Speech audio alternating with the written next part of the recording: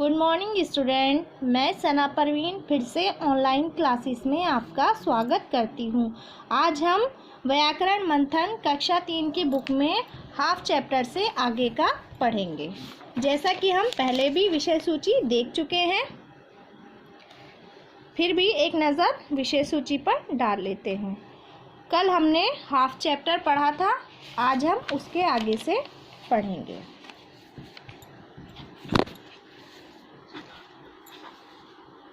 परिभाषा: भाषा को लिखने के लिए जिन चिन्हों का प्रयोग किया जाता है उसे लिपि कहते हैं। संसार की विभिन्न भाषाओं को लिखने हेतु विभिन्न लिपियों की रचना हुई। उन लिपियों को अलग अलग नाम दिए गए हैं। संस्कृत तथा हिंदी देवनागरी लिपि में लिखी जाती है। पंजाबी गुरुमुखी लिपि में लिखी जाती है। अंग्रेज़ी रोमन लिपि में लिखी जाती है। उर्दू फारसी लिपि में लिखी जाती है। इसी प्रकार विभिन्न भाषाएं विभिन्न लिपियों में लिखी जाती है। व्याकरण: हम अपने विचारों का आदान प्रदान करने के लिए वाक्यों का प्रयोग करते हैं। वाक्य शब्दों के योग से बनते हैं। किसी वाक्य में प्रयुक्त शब्द अपनी निश्चित जगह पर प्रयुक्त होने पर ही वह वाक्य शुद्ध माना जाता है तथा सही अर्थ देता है। उदाहरण देखेंगे।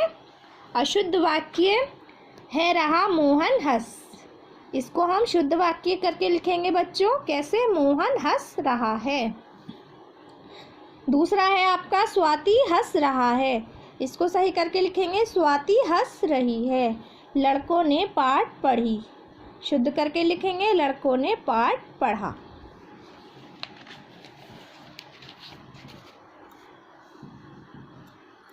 व्याकरण की दृष्टि से शब्द को उचित स्थान मिलने पर ही वह अपना सही भाव देता है। भाषा के शुद्ध या अशुद्ध होने का ज्ञान व्याकरण के अध्ययन से ही प्राप्त होता है। परिभाषा: किसी भाषा को शुद्ध रूप से बोलना, पढ़ना और लिखना व्याकरण कहलाता है। व्याकरण के विभाग: व्याकरण का संबंध भाषा से है। भाषा किसको कहते हैं बच्चों? बोली को कहते हैं, जो हमारी लैंग्वेज होती है। किसी भाषा को सीखने के लिए उसकी विभिन्न इकाइयों का अध्ययन किया जाता है।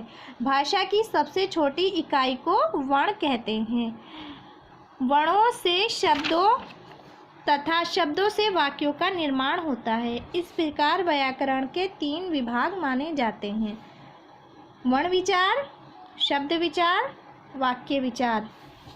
अब हम वर्ण विचार के बारे में पढ़ेंगे। वर्ण विचार, इसके अंतर्गत वर्णों के ध्वनि चिन्हों, उनके भेद तथा उच्चारण आदि पर विचार किया जाता है। शब्द विचार, इसके अंतर्गत शब्दों की रचना, उनके भेद तथा प्रयोग आदि पर विचार किया जाता है। लास्ट है आपका वाक्य विचार। इसके अंतर्गत वाक्य के अंगों तथा उसके भेद आदि पर विचार किया जाता है।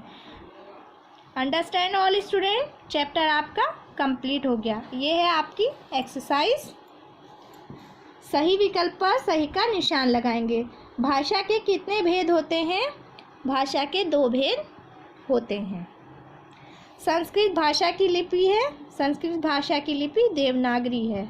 हमारे देश की राष्ट्रभाषा का क्या नाम है? हमारे देश की राष्ट्रभाषा का नाम हिंदी है। ये आपकी एक्सरसाइज है, इसको आपको लर्न करना है।